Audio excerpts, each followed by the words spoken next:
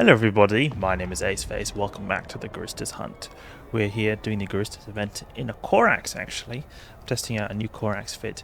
I've been testing out quite a few recent Alpha Clone fits and they've not been too successful. I tested out Dragoon, tank was not enough. Punisher, tank was not enough to the point that I died and I just forget to use my armor repair like an idiot. And I tried actually some more fits. So this is an Alpha Clone guy I'm using right now. This is an Alpha Clone fit as well. Like the guy, if you're an Alpha Clone, you can fit this ship, even though it's very tight. So you'll need very good skills to be able to use it. But you can use this as an Alpha Clone. It's got Tech 2 rocket launchers, and Alpha Clones can't use that. I've actually been recently testing a Dragoon fit. This one right here with Nosferatus, and it was alright. It was actually doing pretty well with these pulse lasers, because these pulse lasers are a lot more powerful than I thought they were. So it was going decently. The thing is, when I face the boss seems to be able to do different damage types. Sometimes the boss missiles, which do the majority of its damage, it seems like, do EM, sometimes they do explosive. I don't know, maybe they can do some other damage type, but they were doing explosive, and I mean, I got through. I managed to pull through. It was not like I died, but I did take, I think, 10% structure damage. So, to be honest, I think that if you're using a Dragoon with no prop like this is a way to do this most reliably. And because this Corax doesn't have prop either, like any propulsion module, I just feel like you almost need to just break through this if you want to use this as an Alpha Clone, just because of the tanking capabilities being quite limited. But this fit right here at least managed to get me through, and I was facing sort of like a worst case scenario boss, the Guristas automated VHF, who was doing explosive, and you can see explosive as the lowest resist profile right here. I was thinking maybe I could use a reactive armor hardener, but I opted in for Multispectrum just because I figured that the damage types, they're so varied that sometimes they spread out so much that Multispectrums could actually be maybe even better than the reactive armor hardener, because a reactive armor hardener by default, like if you've got spread resist, is worse than this Multispectrum over here. Look, you see here on the reactive armor hardener, this energized membrane, it says minus 19%, but if we go in a reactive armor hardener, then we have minus 15 or 15%. Like, it's not as good if you spread them all out, but if you have a focus damage type, then this will become very high and make you prevail a lot more thoroughly. The issue is when you're an Alpha Clone as well, I think this uses a lot more capacitor than it otherwise would be. So you can see here, like, almost 5 gigajoules for this module right here. So I'm just trying to save a bit of the capacitor and use a multispectrum energized membrane instead. But back to the Corax right here. This fit is basically a passive fit. Or almost passive fit. You could say that it's got a multispectrum shield hardener that's using a bit of capacitor, but I just say it's a passive fit because we're using the passive recharge of the ship as the main source of tank. The ship right here is using dual medium shield boosters. I was able to use this because I'm using the rocket launchers, which you don't have such a big power grid requirements. I got Guristas EM shield amp, costs 3 million ISK, so it's quite good for the price. And then during multispectrum shield hardener, unfortunately, it wasn't able to fit a Tech 2. This one is, however, good because it used a little capacitor, but I was using this just because I couldn't really get anything else to fit. It could be an option to do something like this. If we go multispectrum shield hardener, if we do Tech 2, it depends if we want to have more EM or more just overall resist. It could be better to have something like this. And then we do shield amp. I think the Republic fleets good, yeah, because you see how little EM or little CPU this uses. But the thing is, it is quite expensive. You see that 20 million. You can see if there's something that can fit here. This Prospector one fits, Domination one fits, Dread Guristas fits, Republic fleet fits as well. And we can see that there's not really any of these that fit. A compact one also fits. Let's see now. So we could have 53% EM, 53% EM, or 10.8k EHP. We could have this, or we can have, how much EM resist do we have now? 54% or 10.6. So we trade off 1 percentage point of EM resist right here for like 300 extra EHP. So I don't know if it's worth it or not. Might be worth it. We get a little bit less capacitor, but it's very slight. It could be an option. It will also make it a little bit cheaper because this is also a little bit an expensive module. Yeah, shield amp. But something like this, compact.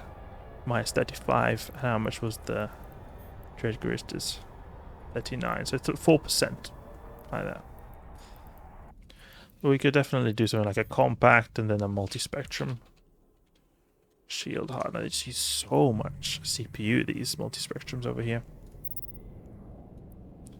Okay, so now we're quite far away from Jita. I just wanted to get far away from Jita so we could potentially find more sites, and we find one straight away in the adjacent system of Yashunan. I have a feeling this fit won't work based on the previous tests. Just sometimes the incoming DPS is just off the charts. But we have, a decent amount of HP per second. We have 39 HP per second with some okay resists. So I hope for the best. And we also have to remember that we do have a decent amount of buffer, 10k EHP buffer. So it's going to take a bit of time for the NPCs to chew through it all. So it seems like quite an empty system, so this will be a good indication of if we can do this. Might be the last warp for this Corax right here. We'll see. We've got two armor types. Mjolnir, or EM, seems to be the better damage type to do in these sites, but the Corax has an inherent bonus to the Scourge, the kinetic missiles. So that's why I'm carrying both. I will see which is better. We could actually split them up even to have like something like this. Split them up a bit. Or we can just split them up and put one with EM and we'll just see which does more damage. Because it is quite a bit less DPS when you go with the EM. See here. 196. So, I mean, it's not so much less, but it is a bit less. Significant amount. Okay, so this site was not touched. So you would have needed to have a key card for this one. Warp drive active. So we'll go to the next room. Or next system. Don't have a key card on me, unfortunately. Could be some mysterious pinks, mysterious greens. Let's see if we can find a filter. I have to make a new filter on this account because I've not got it. Deselect all. Capsule. A regular capsule. Guristas hunt. And then I just put this here. Let's see now. Have we got anything nearby? Sinchel. Nothing here. Seems like for the boss at least that has Omni resist, it would be best to go with the kinetic, because the kinetic will then just be overall more DPS, and so it won't, whatever damage type you use doesn't matter.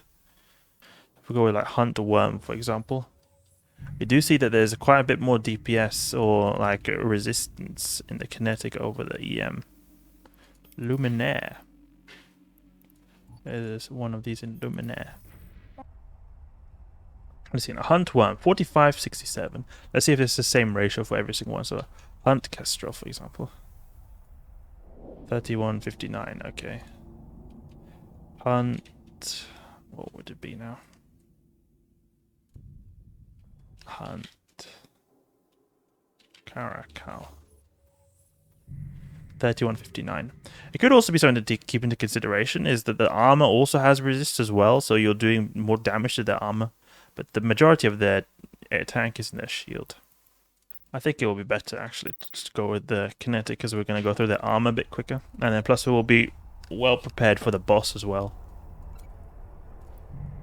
Let me just guess, we go here and there's just a Kikimora just thrashing the whole site right in front of us. No, okay. The thing about these rockets is that they've got like high DPS and they're short range, and short range is like we're sacrificing range for DPS, and we don't need that range here because everything is up so close. Light missiles are nice, but don't really need it here. So activate the multispectrum shield hardener. Oh, we didn't have the right D scan there. There is a catalyst over here. I'm surprised that a catalyst can do this. I wonder what he's using. Galenta Destroyer Act. Okay, there's another catalyst over here. Let's see what is his HP. Maybe he's dying because maybe he had a friend or something. Okay, he took a bit of armor damage, it seems. He seems to be tanking alright, I guess. Can attack here. The issue with the catalyst is going to not have so good range, so it's just going to be missing a lot. Can just lock up that guy there, see how it is. Okay. Let's just see here. Do they go for the catalyst or they go for me? They go for me, it seems. So, I mean, damage feels like it's hitting them pretty hard. The reason I forgot to explain is the reason I've got an EM shield amp here is just because this ship naturally has a very low EM resist, so it could be good to just patch it up with a dedicated module. Just, you know, so we have that little extra. Because we don't want to just have it so that there's suddenly a boss who does a lot of EM damage and we just get shredded. We could maybe, I don't know if we could have... Could you have like 2 compact multispectrums maybe? Multispectrum. Shield. Compact multispectrum. You could have 2 of these, but your capacity is going to be completely gone then. If you have an enduring, you've got cap stability though. Seems like our passive tank is tanking decently. I mean, okay, the catalyst warped off, so now it's fully, we'll get a good idea of how much damage we do. I'm guessing his friend must have been there and they died. We can give the guy who lost it some ISK. So let's give some new bro some ISK. He's been playing for 14 days as well. See now, give money. 20 million. I saw you lost your ship. Probably we're going to lose our ship soon as well.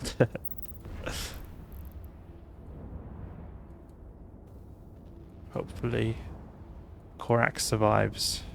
We have most recharge around this region right here. So we see here, like we do volleys here to their shields, but their armor just shreds straight away. Just without any problem whatsoever. So we're doing a little bit slower time of taking out their shield, but their armor goes down so fast. And it'll be very useful that when the boss spawns in, you know, you'll want to have the ability to take out that boss just straight away. Where is this guy? He's just chilling out here really far away at 0 meters a second as well. And they put like a javelin ammunition type. We could have done that. You got this javelin ammunition you could use that has a little longer range. Scourge javelin. Really bad DPS, but some decent range. Get a little bit close to these guys. Take out these cormorants first. There's a lot of DPS in these guys. We don't get so much guidance disrupted, it seems, so that's good. So we don't. Otherwise, if we're getting guidance disrupted, maybe we won't be able to shoot anything. And Cap seems to be holding up very well. They've got newts, but the newts are not particularly strong. So it seems like even though we've got no Cap batteries, we're holding up pretty decently. Like I can see the gigajoules are very low over here. It's not like there's like crazy 100 gigajoule newts going on. And here it's again like before where I mentioned that the DPS is a bit of your tank. Like the faster you kill stuff, the less DPS you have to take. So you just the retribution I have has really good DPS and really good damage type and really good like application. And even though it has less tank than the Dragoon I've been using before, it feels a lot smoother just because it's just able to just pop stuff so quickly that it just it's not able to get you, able to kill you. Okay, now we've got Caracal over here. So this guy does a ton of damage. So we're just going to want to like increase our speed. It's very low because, you know, we're not got any prop mod, but it will be nice to be able to take him out at least when we get a bit closer. Because I saw that volley he did with an EM missile. You can orbit this guy at 5k. Please take him out. Because he'll do a lot of damage. Yeah, 300 volley EM damage. That's why it's good to have some EM resist. Oh, Guristas automated as well. This guy needs to be taken out. He is the big trouble right here. I don't care about this Caracal anymore, even though he's almost dead. We want to take out this guy. Wait, we're actually going to complete this maybe. Guristas automated VHF 21. We actually... Whoa. It seems like we're taking damage. I feel like we will die if we keep up at this rate, but we were able to tank that because we had like enough buffer to sort of get through it. So like we like went to half shields, but we still had a decent amount of recharge, and we were able to get through it. Oh, 6.3 million, nice. I'm quite impressed with this Corax actually. It feels pretty chill.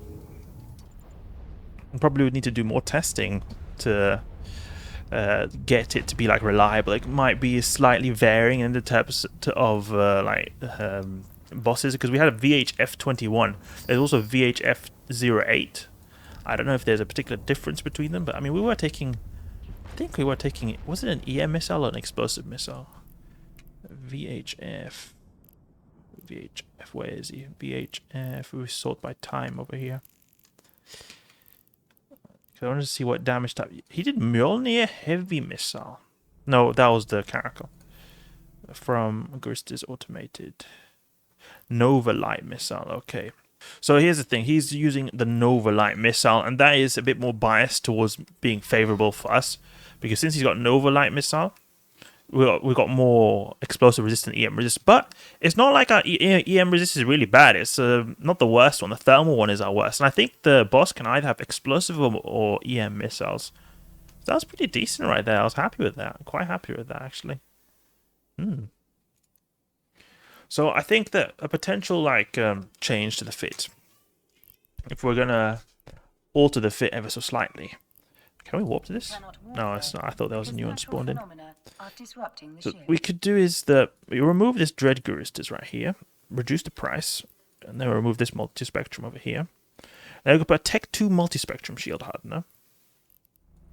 And then put an EM Shield. Oh, Shield Hardener. Maybe we can put an Enduring one of these. No, okay. That's too good to be true. Go to EM Shield Amp. Compact EM Shield Amp. Something like this. So even though it's a tiny bit worse than the one we've got now, it's still a bit more overall resists.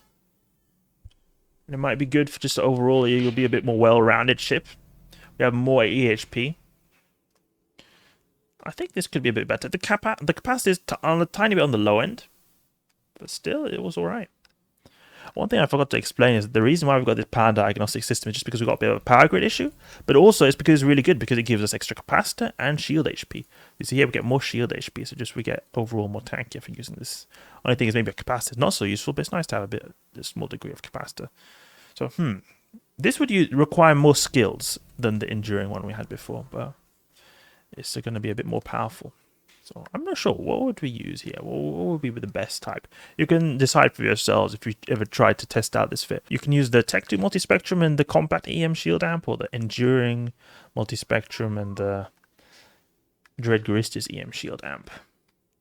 Basically, prioritizing EM resist and capacitor over overall resists, and a bit of the price.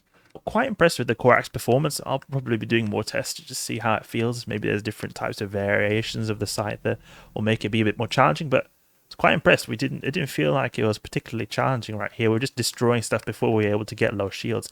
And I really think the buffer was what contributed to a lot of this, because you know, you got a little of high DPS in the beginning, but we kill stuff pretty quickly with our rockets. And then we've anyway got a decent amount of HP per second regen. And then it's like, okay, we've gone here, and then half maybe. And then by the time it's like half or something of shields like here, then we've already destroyed all the meaningful DPS. So I think that was quite cool indeed. That's enough for now. Hope you guys enjoyed the video. If you did, please leave a like and subscribe. I'll catch you guys later.